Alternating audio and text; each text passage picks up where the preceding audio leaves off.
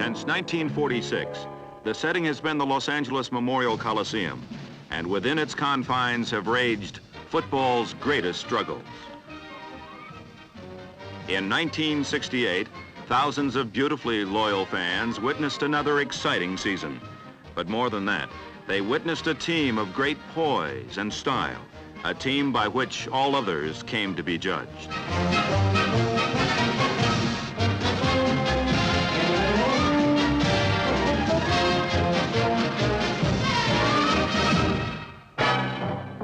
As if their opponents weren't enough, the Rams season was also a battle against time.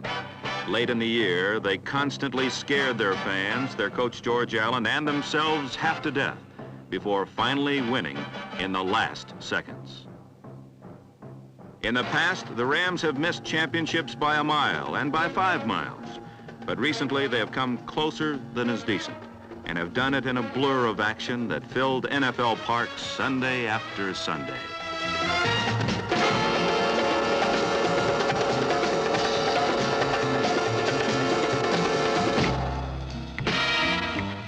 The game can be frenzied, or it can be a thing of grace and beauty. And to last year's Rams, who won 10, lost 3, and tied 1, it was all of these things.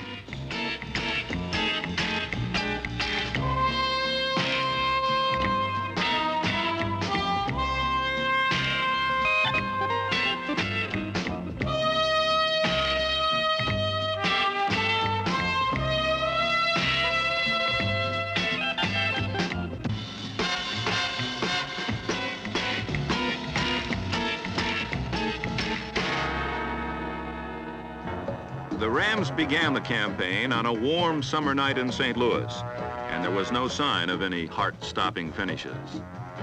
Against the Cardinals, Los Angeles proved to be overwhelming, a trademark that characterized the Rams in the first half of the season. Ron Smith proved his early value as a new Ram when he returned the second half kickoff 94 yards for a touchdown. Smith's score sparked the offense, but the game ball went to defensive end Lamar Lundy, number 85, who perhaps had the finest game of his career, and St. Louis quarterback Jim Hart won't argue with that.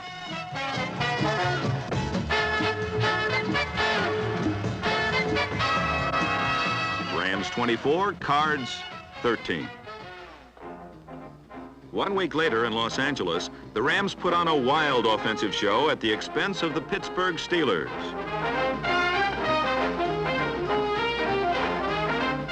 Quarterback Roman Gabriel threw no interceptions while completing 17 of 23 passes for 4 touchdowns.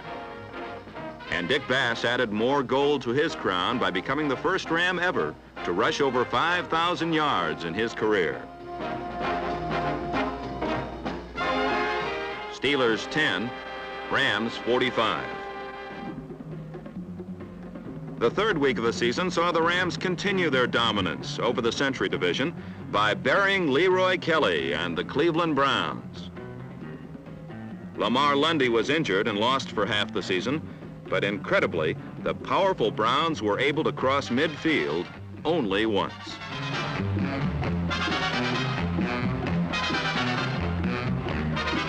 Rams 24, Browns 6.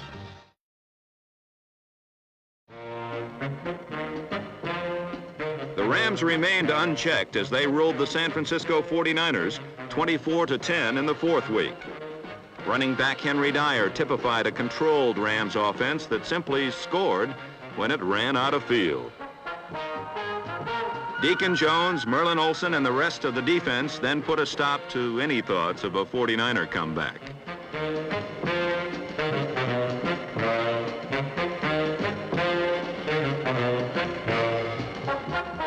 The Rams were now in high gear and rolling along as steadily as Old Man River. From offense to defense, it was a team commanding respect. Roman Gabriel, as usual, was at quarterback, and protecting him faithfully were center Ken Iman, number 65, Tom Mack, number 63, Joe Carollo, number 71, Joe Chiavelli, and number 73, Charlie Cowan. 4 of these linemen were in the Pro Bowl, and they were a big reason Gabriel could practice his exclusive art of scrambling within the pocket of protection.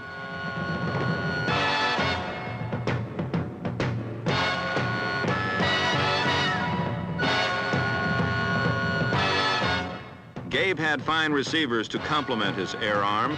Bernie Casey's grasshopper-like strides helped him average over 19 yards on each reception.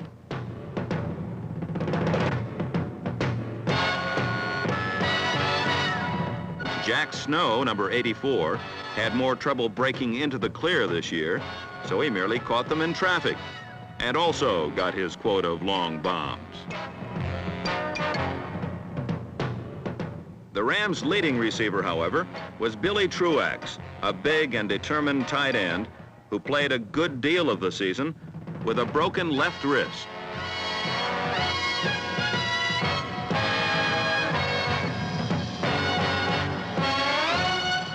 To the air game was added a solid running attack, guided by the skittering runs of 9-year veteran Dick Bass.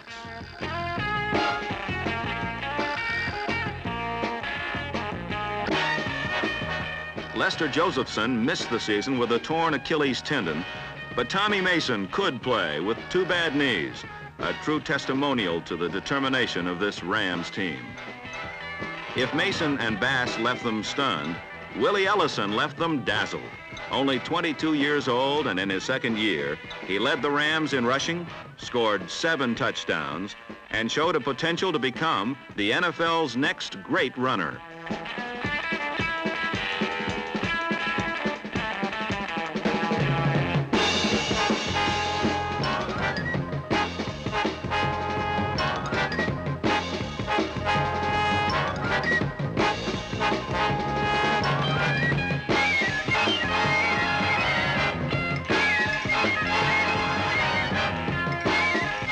Ellison and the offense are impressive, but the true personality of the Rams is reflected in the defense. In 1968, they set a new NFL 14-game record for fewest yards allowed. They were tough against the run and the pass.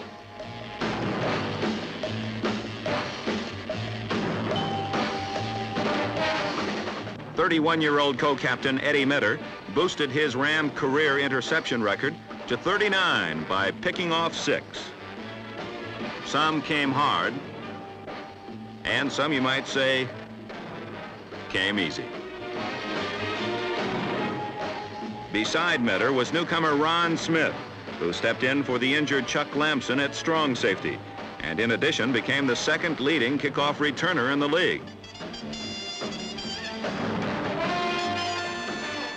The right corner was ruthlessly controlled by number 27, Irv Cross, a devastating tackler. The left corner was protected by Clancy Williams, who rather than tackling, found it easier just to take the ball from his opponents. He led the team in interceptions with 7 and was beaten only once for a touchdown.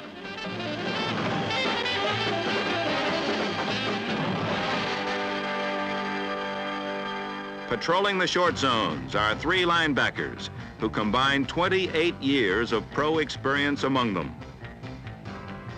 Number 32, Jack Pardee, is as old as his number, but you wouldn't know it. He intercepted 2 passes last year. Both went for touchdowns.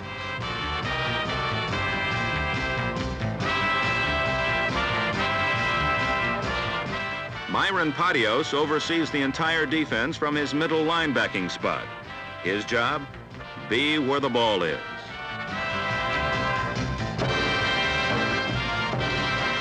Number 55, Maxie Baughan, is the spokesman for the Rams. He calls the defensive signals and always backs up his words. The anchor of the Los Angeles defense, however, is the front 4, the fearsome foursome, the trademark of Ram supremacy. Number 74, All-Pro Merlin Olsen, worked in tandem with Deacon Jones and hasn't missed a Pro Bowl game in his 7 NFL years.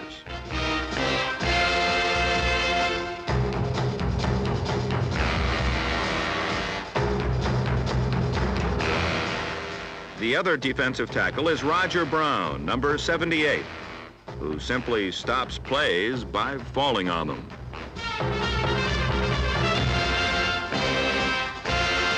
With Lamar Lundy out for most of the season, number 81, Greg Schumacher, took over nicely where Lundy had left off.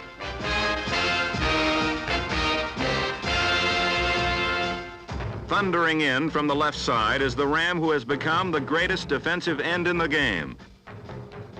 And for the second straight year, David Deacon Jones was voted the NFL Defensive Player of the Year.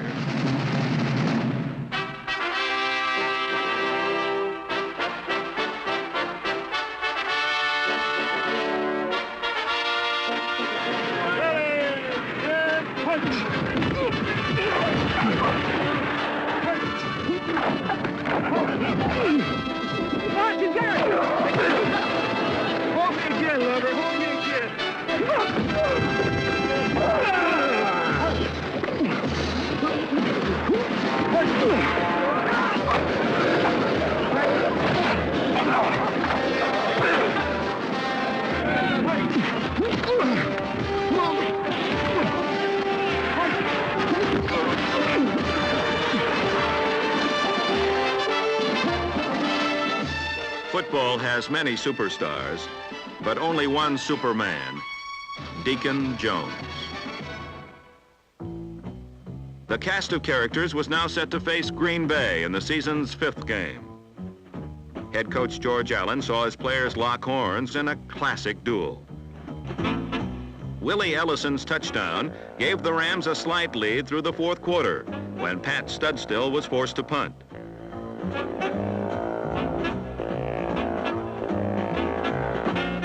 Packer safety Tom Brown gathered in the ball and raced 50 yards with what appeared to be the winning touchdown.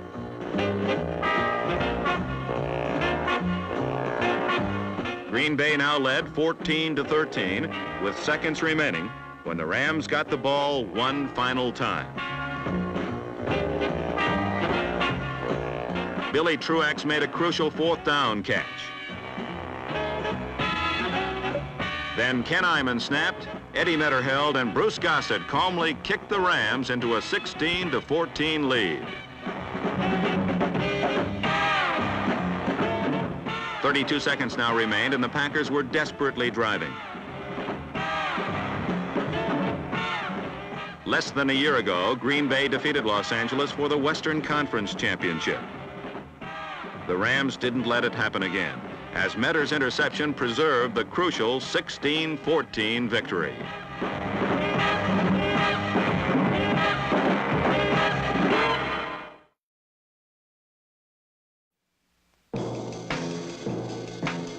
For the Colts, it was a game of revenge for last season's lone defeat, and the Rams found out just what revenge can do.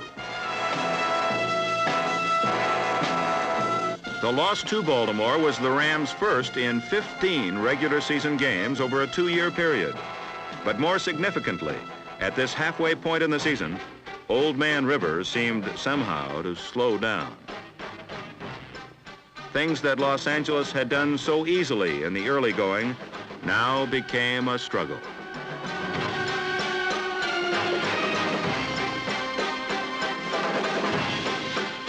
Injuries started taking their toll, and it was in the second half of the season that a series of down-to-the-wire contests turned the Coliseum into an outdoor cardiac ward. On November 3rd, Roman Gabriel faced his old teammate Bill Munson, now playing with the Detroit Lions. But neither quarterback had anything to do with the opening play of the game, as Detroit's Lem Barney duplicated Ron Smith's opening game feat by returning a kickoff for a touchdown.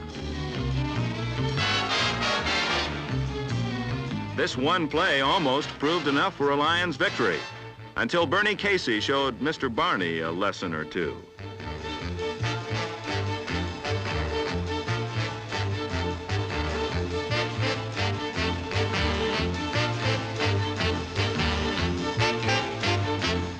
The Rams had tied it up, and with just seconds left in the half, Gossett kicked the Rams into a 10-7 lead that held throughout a scoreless second half. And this squeaker was only a preview of things to come. The Rams meet the 49ers for the second time, and there was little resemblance in this game to their first encounter. The Rams trailed by 10 points late in the game when things began to go their way. Number 63, Joe Carollo, threw a block that sprung Bass up the middle. The Rams were now showing how this team separated itself from the rest of the league. They had an uncanny ability to come from behind. Still 3 points down with minutes remaining, Gabriel began another heart-stopping march.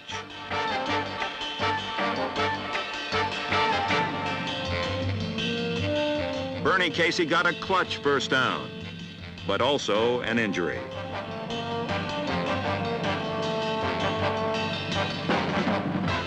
Pat Studstill replaced Casey and moved the ball to the San Francisco 15. With just 17 seconds to play, the Rams completed the frightening comeback by salvaging a 20-20 tie.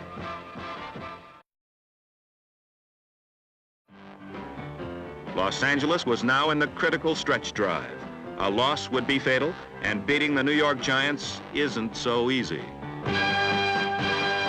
Between Fran Tarkenton and the Rams' own miscues, the Giants held a halftime lead of 14-0.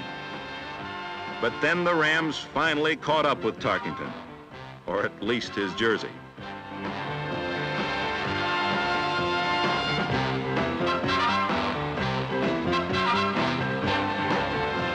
As the scrambler was being cooled, a new name became etched into this season's history. Wendell Tucker, number 14, caught his second pro pass, a 60-yard touchdown, and it ignited the dormant Ram offense.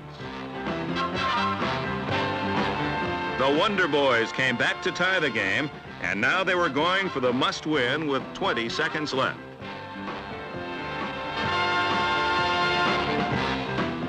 With just 6 seconds remaining, Gossett completed still another successful Ram comeback. By now, the loyal Ram fans had ulcer upon ulcer, but their heroes were still winning. The spirit that had carried Los Angeles through the 11th week was highlighted by the specialty teams. A band of reckless men led by number 88, Tony Guillory. Also number 37, Vilnius Ezerins, Kelton Winston, Frank Marchluski, Claude Crabb, and number 72, Dyron Talbert. These men now journeyed to Minnesota, where they had never won.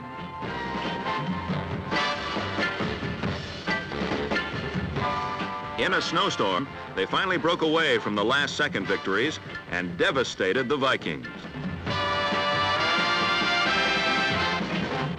The offensive line wrote another chapter to the game as they kept Gabriel looking like Mr. Clean throughout. The Ram defense didn't give the Vikings the same chance.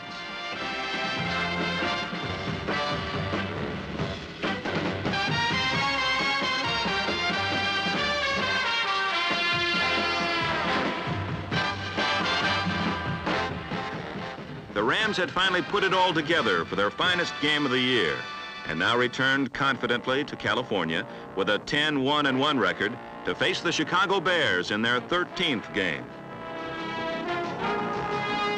Both teams had their divisional championships on the line, but few realized the struggle about to take place.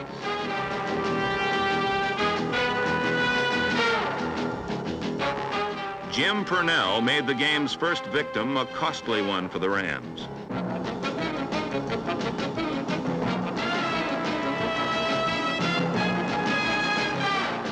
Roman Gabriel was knocked unconscious, so his substitute Milt Plum took over in the early going. Behind Plum, the Rams played steadily, but there were some freakish events that were to lead the game back to one of those life or death finishes. Dave Pivick blocked a punt into the Bears' end zone, but the ball kept rolling, and the Rams were awarded 2 points instead of 6. Late in the game, many wondered if Gabriel's return was too late to save the day. Everyone, that is, but Gabriel, his blocker Tom Mack, the Rams and their fans who had been through all this before. Bears 17, Rams 16. 2 minutes to play, and here they came again, down to the wire. A pass to Mike Dennis stopped the clock. Then Jack Snow carried inside the Bear 35.